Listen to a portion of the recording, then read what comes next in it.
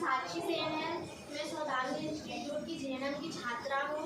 मैं आज आपको किसी एक बीमारी, जो ऐसी बीमारी है जो हमारे देश में समस्या का कारण बन चुकी है, जो है कैंसर, उसके बारे में आपको जानकारी दूंगी।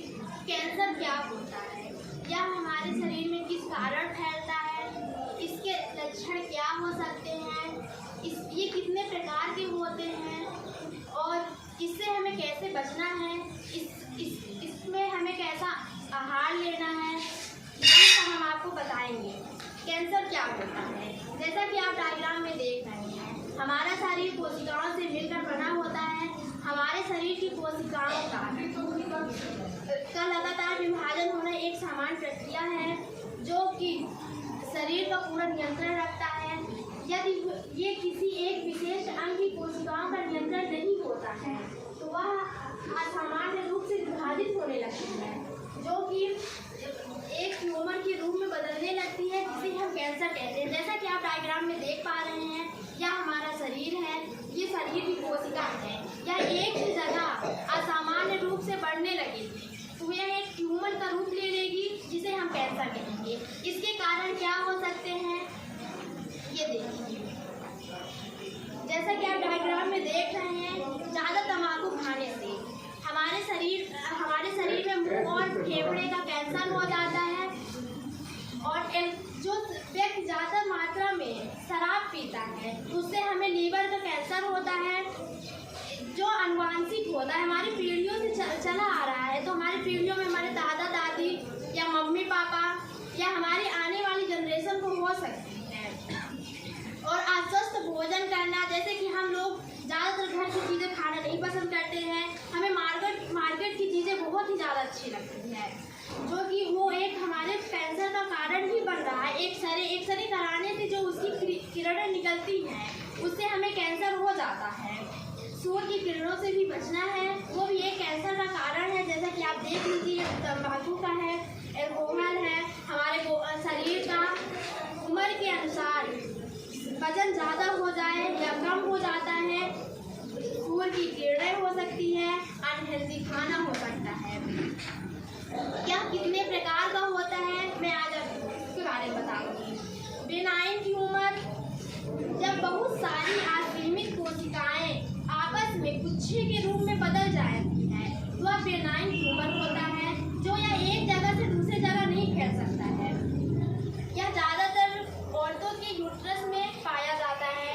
मैलिग्नेंट ट्यूमर क्या होता है, यह एक विशिष्ट प्रकार का ट्यूमर होता है जो कि एक जगह से दूसरी जगह फैल जाती है। हमारे एक शरीर में है तो दूसरी जगह भी फैल जाएगी।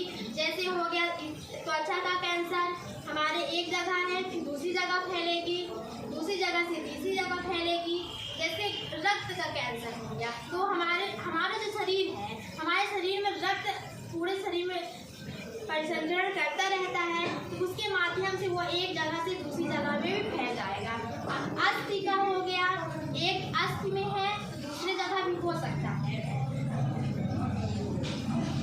जैसा कि आप देख लीजिए, ये गुच्छों के रूप में है, ये एक जगह से दूसरी जगह फैल रहा है। इसके लक्षण क्या हो सकता है, इसके लक्षण इस डायग्राम में नहीं दिख रहा है, हम आपको बताएंगे, आप ध्यान से सुनिएगा। शरीर का वजन अचानक कम हो जाना, जैसे कि हमारी उम्र के अनुसार शरीर का जो वजन होना चाहिए वो एक्यूरेट नहीं रहता है, वो कम या ज़्यादा हो जाएगा, उसके भी लक्षण हैं। त्वचा में गांठ बन जाती है, वो हम अच्छे से नहीं जान पाते कि ये किस वजह से हो गई। हमें ऐसा लगता है कि हमारे शरीर में स्वेलिंग आ गई है। आवाज़ में भारीपन आना या आवाज़ में खरखराहट होने लगती है। पाचन संबंधी समस्या हो सकती है, जिसमें कब्ज होता है और हमें दस्त होने लगती है। ज़्यादा थकान महसूस होना या कमजोरी आना। किसी को तो सांस लेने में भी दिक्कत होती है, जो कि किसी व्यक्ति को खाना खाने के बाद उसको निगलने में भी दिक्कत होती है। और जोड़ों और मांसपेशियों में असहनीय दर्द होता है, जिसका हमें सामना करना पड़ता है। इससे हम कैसे बच सकते हैं? हेपेटाइटिस वायरस जो होता है वो हमारे लीवर का कैंसर कैंसर बनता है। तो हमें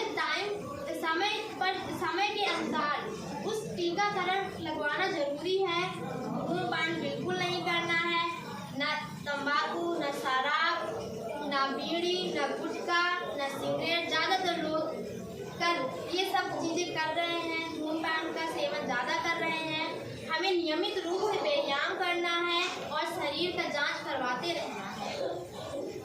जो बाहर से तैयार किया गया खाद्य पदार्थ होता है या डिब्बे बंद खाना होता है जो हम खाते हैं, वो पता नहीं कब से पैक किया रहता है, किसी को नहीं पता रहता, लेकिन हम उसी का ही यूज ज़्यादा करते हैं। इससे भी होता है।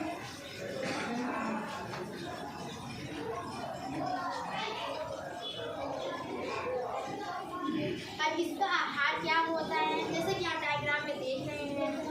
रोजाना हमें 2 से 3 कप हरी सब्जी और फल लेना है। हरी सब्जियों में पोषक तत्व होते हैं, विटामिन, मिनरल, खनिज, लवण, जो कि हमारे शरीर की इम्यूनिटी पावर को मजबूत बनाता है।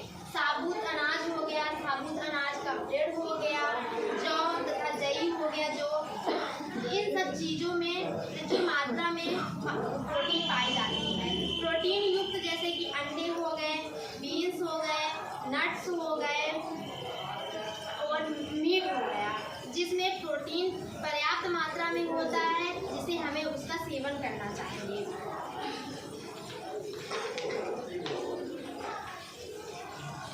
इसकी स्वास्थ्य शिक्षा क्या होती है? हमें लक्षणों पर, जैसा कि आप देख पा रहे हैं, हमें लक्षणों पर विशेष रूप से ध्यान देना है। नियमित रूप से जांच कराते रहना है ताकि इसका खतरा कम हो जाए। तंबाकू की लत को कम करना है, या हमारे जीवन का एक महत्वपूर्ण खतरे को कम कर सकता है। स्वस्थ आहार खाने और नियमित व्यायाम करने की हमें आदत